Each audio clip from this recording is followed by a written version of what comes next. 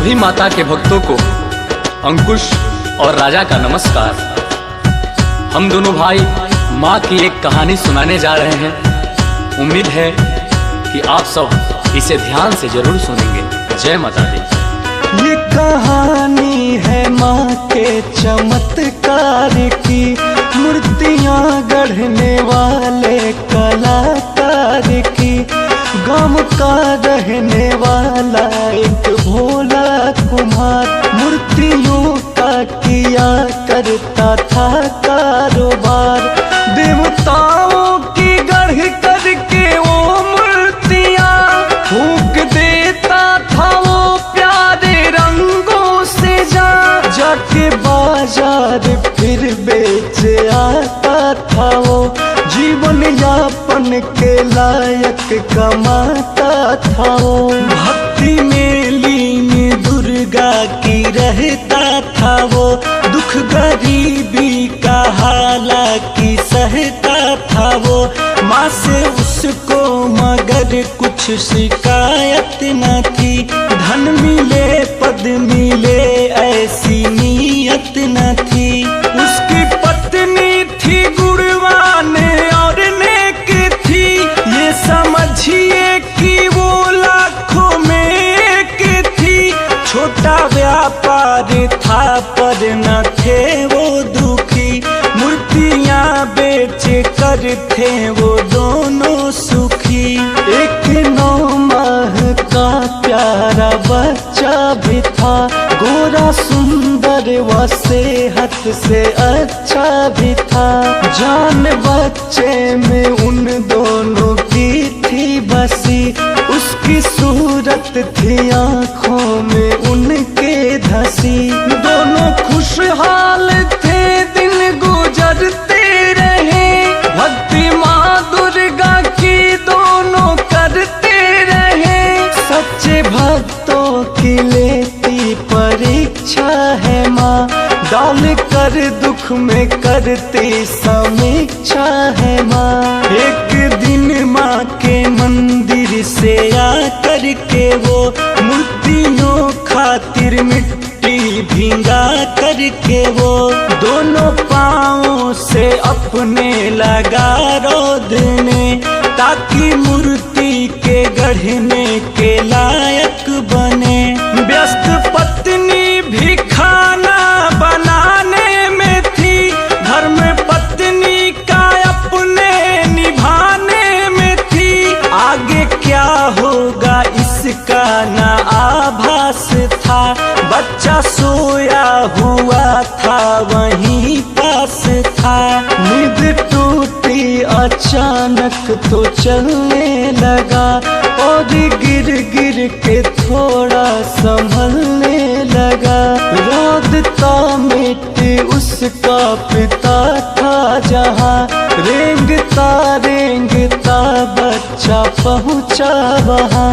माँ की धुन में था खोया हुआ वो कुम्हार, कर रहा था वो माँ दुर्गा की जय जयकार। पास अपने पिता के सरकते हुए आ गया बच्चा हंसते हुमकते हुए।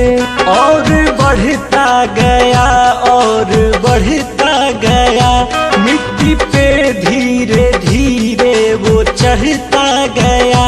बाप का पाँव तो तेज था चल रहा, रौद कर मिट्टी तेजी से था मल रहा। पाँव के नीचे वो बच्चा भी आ गया, बाप छाती पे बच्चे के चढ़ता गया।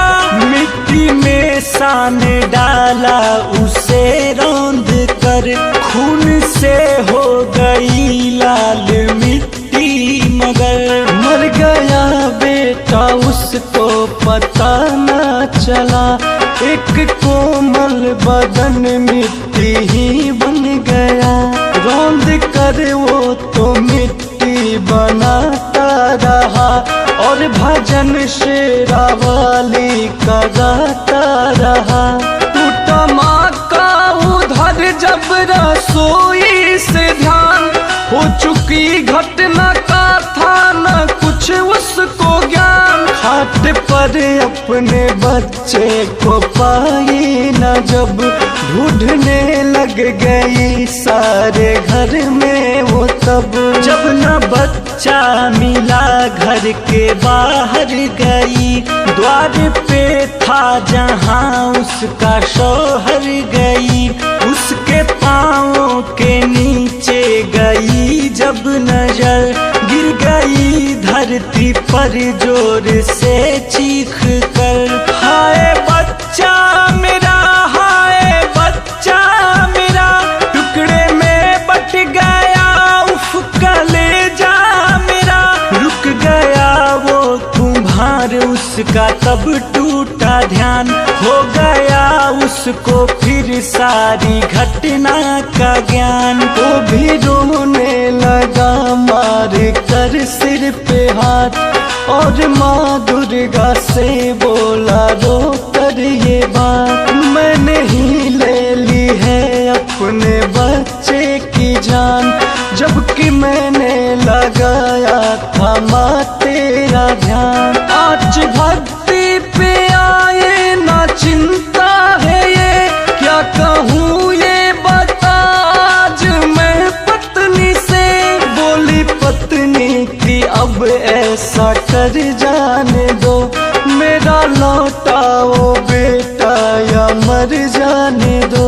माँ प्रकट हो गई उनके पास आ गई, लाल जो मिट्टी थी अपना रंग पा गई। शेरा वाली ने अपना दिखाया प्रताप, एक मूरत बनी मिट्टी में अपने आप। बच्चे के शक्ल से मिलती थी हूबहू, कर दिया फिर उस मूरत ने चलना शुरू। यानी कि जिंदा बच्चा था वो हो गया, हो गए खुश वो दोनों करिश्मा हुआ। माँ ये कहने लगी कि तुझे आस था, दुख में भी तुझको मुझ पे ही विश्वास था।